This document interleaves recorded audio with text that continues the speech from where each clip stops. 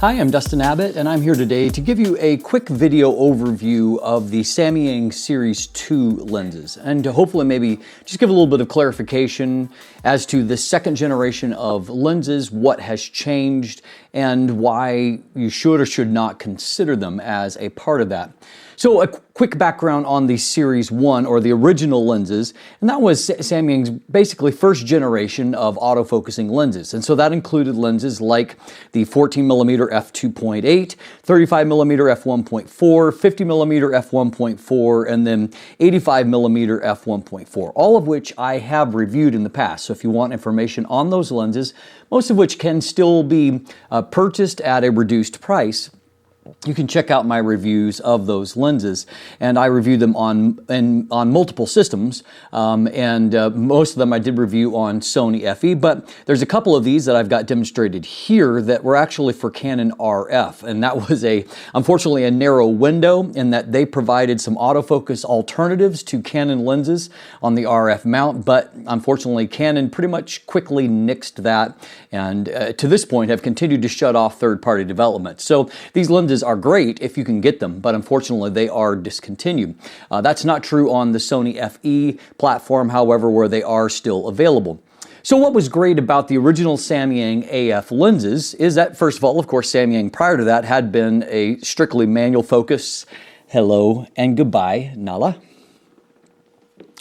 Before that point, Samyang had been a strictly manual focus lens company, and so it did provide some autofocusing lenses particularly on the Sony platform, really before there were any third-party alternatives to more expensive Sony lenses. So at that point, there was still no Sigma or Tamron, primes to accommodate at that point. So it allowed you to have lens options at a much cheaper price, and typically they had good optics with subpar autofocus, either in the quality of the focus or in the consistency of the focus.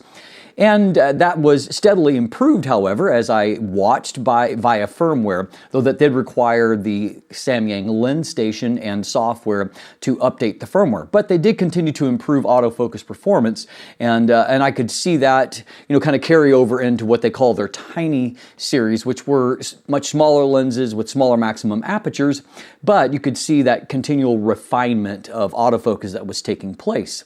The Series 2 lenses leveraged, in many cases, some of the existing optical formulas with some tweaks or improvements, and in some cases, some actual steady improvements, but they also added a lot of other features into the mix. Improved autofocus, improved build technology. Now, the new versions of the lens tended to be a little bit more compact and lighter, though not in every case. The 35mm f1.4, for example, in the Mark I version, it was ever so slightly larger, just a little bit wider in diameter, 75.9mm versus 75mm, but both lenses were long, 115mm in length. And in that case, the Series 1 lens weighed 645 grams, while the new lens was 659 grams. I don't actually have that lens here. I didn't have a chance to review it. I missed out on doing that. However, it had a lot of the similar improvements that I'm going to highlight here in the Series 2 lenses, but it carried on basically the same optical formula as previously, which was quite a good optical formula, but with a few tweaks to improve it a little bit more in the Series 2. But with these other lenses, for example, the 50mm f1.4, the Mark I lens weighed in at 585 grams. The new version weighed in at 420 grams, and it was about 9mm shorter.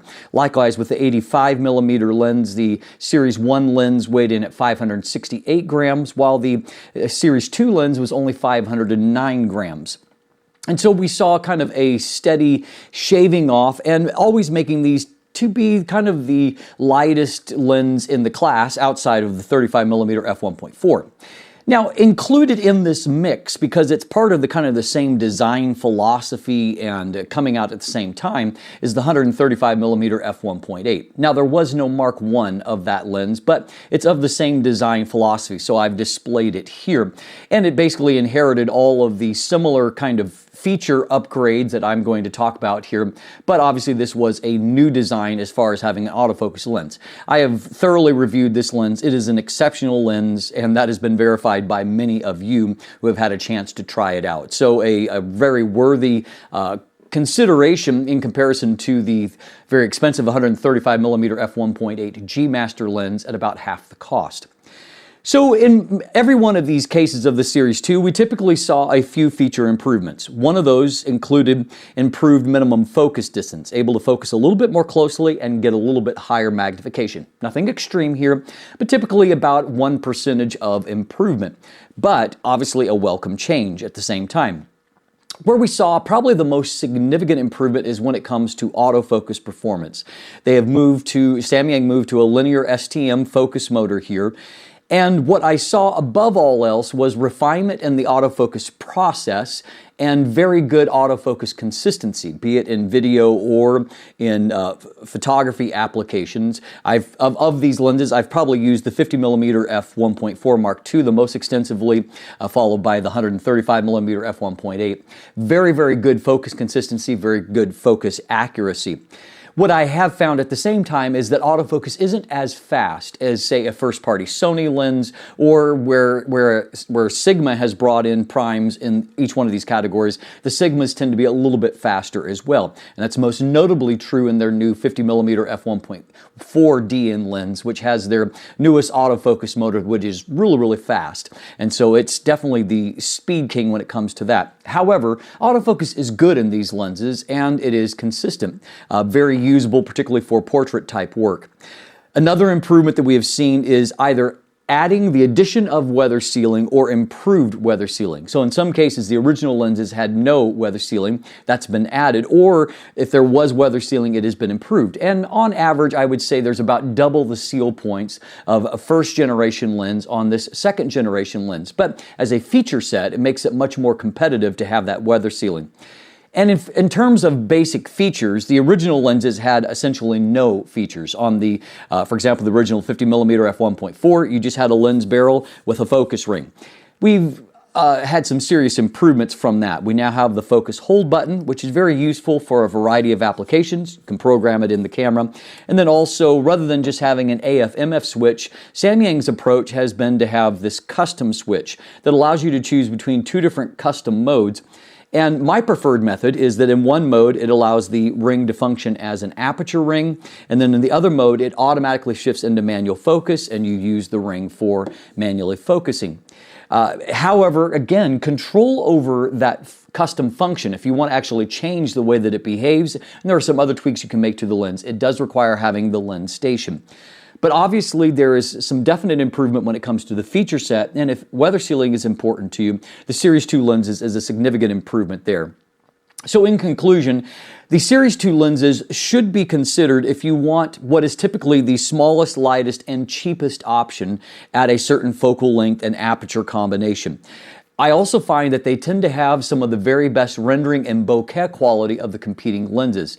The Samyang lenses tend to be a little less overcorrected. I know that some of you don't like, for example, a Sigma lens because you find it to be somewhat overcorrected and a little bit clinical in the rendering. The Samyang lenses tend to feel a little bit more analog in their performance, and thus they do have a very nice rendering quality.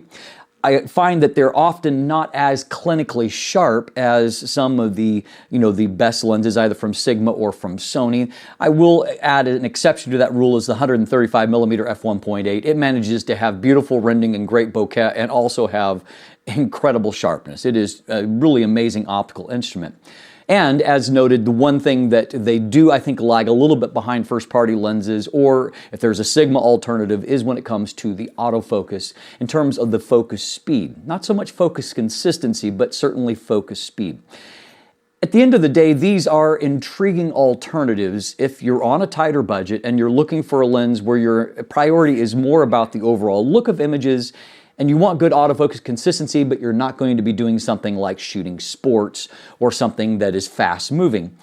If that's what you're looking for, these lenses are great options at this point, and the Samyang Series 2 lenses are ones that I've personally enjoyed a lot. I really love their tiny series, and I've really enjoyed their kind of big brother upscale lenses as well, because they really do offer great bang for the buck, and also now a much improved overall aesthetic, functionality, and build quality, making them intriguing alternatives to other options that are on the market. If you want more information, you can look in the description down below where I do have links to my full text and video reviews of each one of these lenses, and so you can follow up on that. There's also buying links if you'd like to purchase for yourself, and beyond that link is to follow myself or Craig on social media, to become a patron, to get channel merchandise. If you haven't already, please like and subscribe. Thanks for watching. Have a great day, and let the light in.